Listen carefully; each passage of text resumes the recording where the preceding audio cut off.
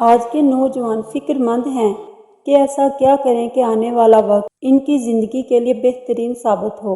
مستقبل کا معاملہ ان کے لیے سب سے زیادہ پریشان کن ہوتا ہے۔ کسی کو فکر معاش نے پریشان کر رکھا ہے تو کوئی قسمت سے نالا نظر آتا ہے۔ کہیں خاندانی جھگڑے ہیں تو کہیں گھریلو مسائل۔ کوئی غیروں کی بے اعتنائی سے دل شکستہ ہے تو کوئی ایک دوسرے سے سبقت لے جانے کی دوڑ میں لگا ہوا ہے تو کوئی حسد کی آگ میں جل رہا ہے۔ جب مشکلات اور سختیاں آتی ہیں تو اکثر نوجوان ہمت ہار بیٹھتے ہیں۔ خیالات اور حالات کا دباؤ ان کو چھوٹی چھوٹی خوشیوں سے بے نیاز کر دیتا ہے۔ وہ یہ غور نہیں کرتے کہ ناکامی سے ہی تعمیر کا سفر ممکن ہوتا ہے۔ تعمیر سے تعمیر کا آسان سفر تو ہر کوئی کر سکتا ہے۔ اسی سلسلے میں ایک سبق آموز واقعہ ملاحظہ کریں۔ ہو سکتا ہے جو لوگ پریشان اور دکھی ہیں اس واقعہ کے سننے سے ہمت و حوصلہ ملے۔ واقعہ کچھ اس طرح سے ہے۔ ایک نوجوان اپنی زندگی کے معاملات سے کافی پریشان تھا۔ اپنے خیالات میں الجھا ہوا وہ انجانے راستے پر چل رہا تھا کہ اس کی ملاقات ایک درویش سے ہوئی تو اس سے رہا نہ گیا اور اس نے اپنا حال ان سے کہہ دیا کہ میں بہت پریشان ہوں۔ دکھ اور پریشانیاں میری برداشت سے باہر ہوتی جا رہی ہیں۔ لگتا ہے شاید موت ہی مجھے ان غموں سے نجات دلا سکتی ہے۔ درویش نے اس کا تمام احوال غور سے سننے کے بعد کہا، جاؤ نمک اور ایک پانی سے بڑا گلاس لے کر آؤ۔ نوجوان بڑا حیران ہوا۔ اس نے سوچا کہ میرے دکھ اور پریشانیوں کا نمک سے کیا تعلق، لیکن درویش نے کہا تھا اس لیے وہ نمک اور پانی سے بڑا گلاس لے آیا۔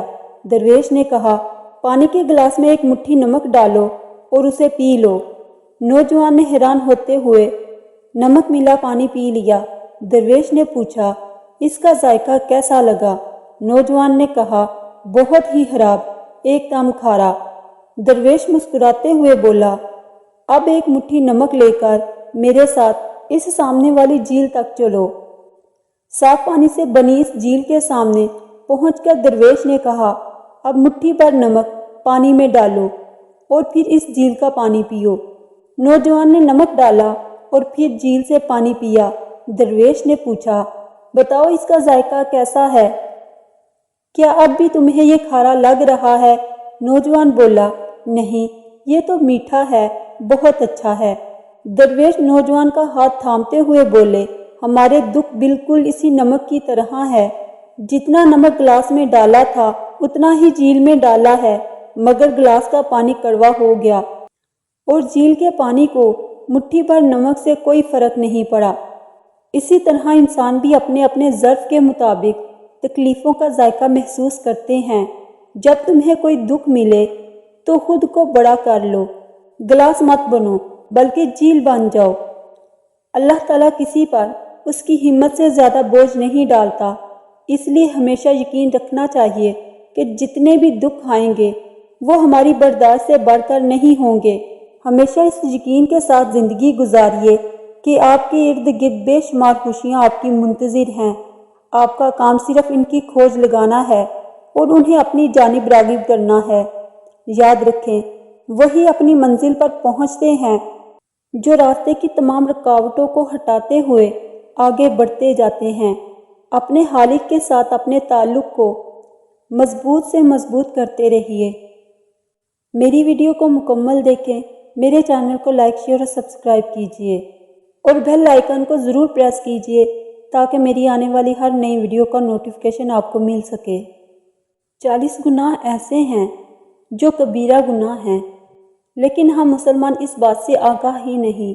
یہاں مسلمانوں کے فائدے کے لیے ہم 40 گناہوں کی ایک فہرست بیان کرتے ہیں جن میں اکثر کبیرہ ہیں، تاکہ کم از کم یہ تو علم ہو کہ یہ گناہ ہیں اور ہمیں ان سے بچنا ہے۔ نمبر 1، اللہ تعالیٰ کا کوئی شریک ٹھہرانا۔ نمبر 2، ریاکاری۔ نمبر 3، کینہ۔ نمبر 4، حسد۔ نمبر 5، تکبر۔ نمبر 6، خود پسندی میں مبتلا ہونا۔ نمبر 7، تکبر کی وجہ سے اللہ کی مخلوق کو حقیر جاننا۔ نمبر 8، بدگمانی کرنا۔ نمبر 9، دھوکہ دینا۔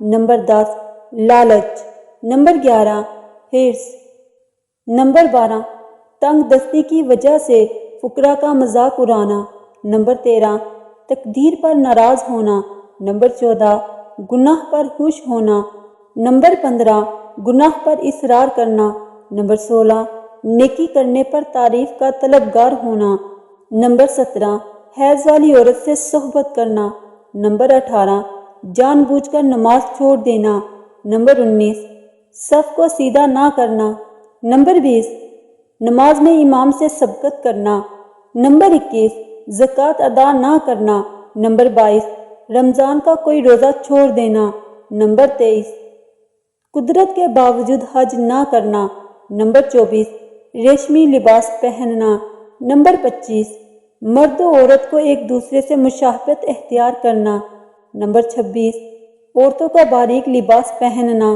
نمبر 27 اترا کر چلنا، نمبر 28 مصیبت کے وقت چہرہ نوچنا، تھپڑ مارنا یا گریبان چاک کرنا، نمبر 29 مقروض کو بلا وجہ تنگ کرنا، نمبر 23 سود لینا دینا، نمبر 31 حرام ذرائع سے روزی کمانا، نمبر 32 ظہیرہ اندوزی، نمبر 33 شراب بنانا پینا بیچنا، نمبر 34 ناپ تول میں کمی کرنا، نمبر 35 یتیم کا مال کھانا، نمبر 36 گناہ کے کام میں مال خرچ کرنا، نمبر 37 مشترکہ کاروبار میں ایک شریک کا دوسرے سے خیانت کرنا، نمبر 38 غیر کے مال پر ظلماً قابض ہو جانا، نمبر 39 اجرت دینے میں تاخیر کرنا، نمبر 40 امانت میں خیانت کرنا۔